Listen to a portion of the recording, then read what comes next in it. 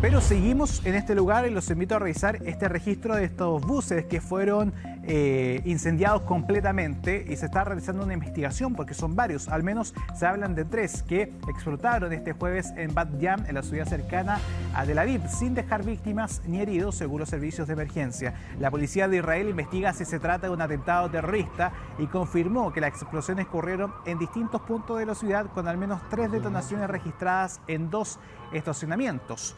Las fuerzas policiales y unidades de desactivación de explosivos se desplegaron en la zona en búsqueda de sospechosos que podrían estar detrás de este ataque, si se logra establecer fehacientemente de que estamos hablando de un ataque terrorista, que es lo que está investigándose ahora de parte de la policía, y que ahora, considerándose lo que conversamos segundos atrás, claramente que esto ya está un ambiente totalmente distinto, Medio Oriente con la Franja de Gaza y también con Hamas. Además, los testigos reportan que estas explosiones fueron potentes y que ocurrieron con muy pocos minutos de diferencia. O sea, estamos hablando de explosiones simultáneas, probablemente muy correlacionadas en tiempo, que fueron finalmente sincronizadas, y claro, con distancias, y que generaron estas distintas emergencias en distintos puntos de esta ciudad que está muy cercano a la capital. Indican de que con la primera y segunda están separadas tan solo 400 metros de distancia, y la tercera está a un estacionamiento a 4 kilómetros de distancia. El comisario general de la policía de Israel llegó al lugar para evaluar la situación, y de hecho en redes sociales, Pato, se han mostrado imágenes de cómo la policía se subía a los distintos vehículos de los buses, las micros de Israel, para empezar a registrar a las personas que estaban en su interior en búsqueda de sospechosos. Al menos se está revisando las cámaras de seguridad de los sectores donde se gestaron estas explosiones para poder identificar a quienes podrían estar detrás de este ataque y de esta forma establecer fehacientemente si esto se trata o no de algún tipo de ataque terrorista, lo cual aún está en pleno desarrollo. No se ha podido identificar ni quiénes son los agresores o lo que finalmente generan esta explosión, o también el contexto o las motivaciones que hay detrás de este ataque. Claro, hay que determinar ahí mediante la investigación si es que hay algún tipo de registro y que pueden ir aportando también testigos. Lo importante acá es determinar además si hubo o no un ataque terrorista. Bueno, y ahora la información.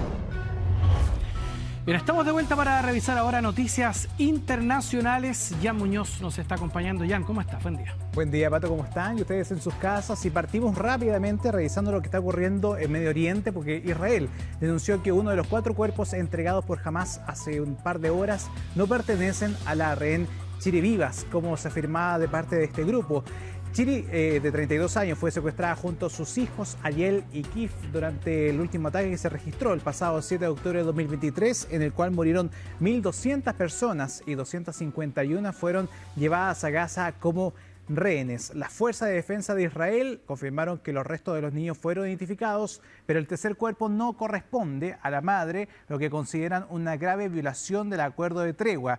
Los padres de los niños, Yarden Vivas, fue liberado el 1 de febrero, mientras que el cuarto cuerpo integrado fue identificado como el del activista por la paz Oded Lifshitz, quien finalmente se trataría el cuerpo realmente de esta persona que en primera instancia desde Hamas había indicado que se trataba de Shiri Vivas, pero tras las primeras diligencias ya se pudo establecer que no correspondería, y esto ya está generando, Pato, una situación bastante compleja. En específico, podría resentir este proceso de paz, este proceso de tregua que se ha generado durante las últimas horas y los últimos días. Hay que recordar que ya se cumplió un mes desde que empezó este proceso de paz, y la entrega de restos forma parte de este acuerdo del alto al fuego que contempla la liberación de 8 cuerpos en total y el intercambio también de 33 rehenes israelíes por 1.900 prisioneros palestinos. Sin embargo, las negociaciones para avanzar en la liberación de estos rehenes y de más que aún quedan en lista, hay que recordar que son 2 etapas de negociación, estamos recién en la primera, y el cese definitivo del conflicto aún no ha progresado. Por eso es que ahora esto pone en vela este mismo hecho de que si se va a seguir con esta liberación de más personas, considerándose este antecedente, porque ya se estima de un hecho de que están rompiendo parte de la confianza que se había construido durante los últimos días producto de esta situación. Que no han respetado el acuerdo, y sería o representaría una situación gravísima, porque acá se ha contrastado de manera forense qué ocurre con los cuerpos, si correspondían o no a las respectivas identidades, y de acuerdo a lo que se desprende es que este cuerpo, que se señalaba inicialmente que podría corresponder a la madre de estos pequeños, no sería entonces el de Chiri, sino que de un cuerpo, se indica, anónimo y que no correspondería incluso a una activista. O incluso no se tenía ningún antecedente particularmente, que no ha sido identificado.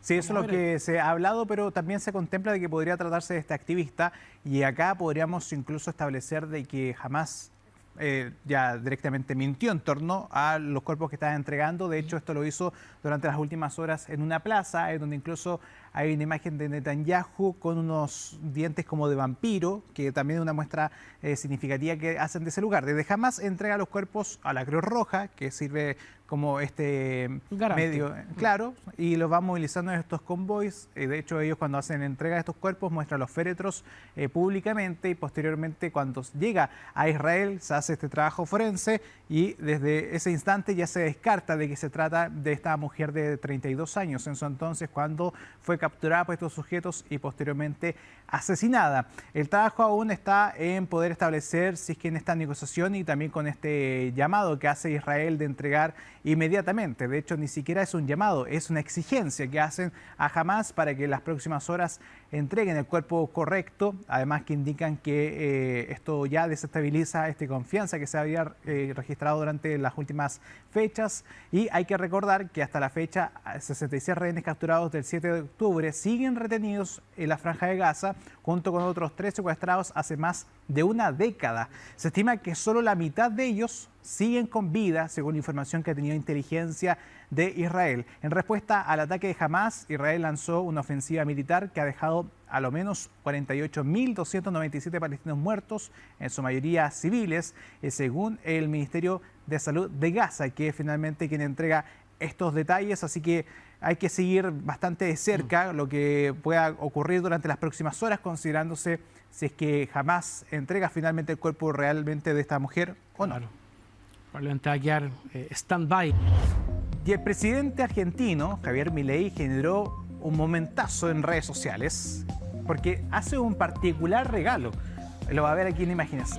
Se junta junto a Elon Musk, que es este magnate, este empresario y además también parte de la administración de Donald Trump, y le regala esta curiosa, vamos a darle el tiempo para que lo saque ahí Elon Musk, motosierra, que estaba con un estilo totalmente personalizado.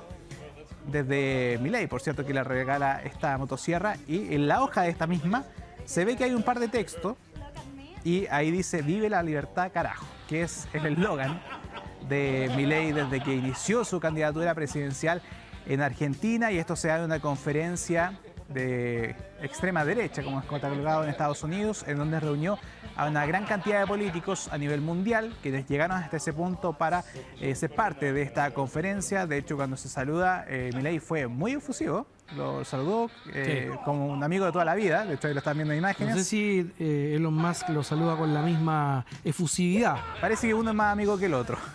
Deja entrever en eso. Bueno, se genera esta visita en Washington, donde le obsequia este llamativo motosierra que está con este diseño personalizado, una con hoja plateada, cuerpo rojo, con furioso, y que venía con la descripción de "Viva la libertad, carajo", que es símbolo de la austeridad fiscal, dice Javier Milei. "Hola amigo", gritó, y ahí posteriormente estamos viendo cuando ya suben al escenario de esta conferencia y finalmente se genera toda esta situación. La conferencia de acción conservadora, la que se registró durante las últimas horas ahí en Estados Unidos y que tenía entre sus líderes a Elon Musk.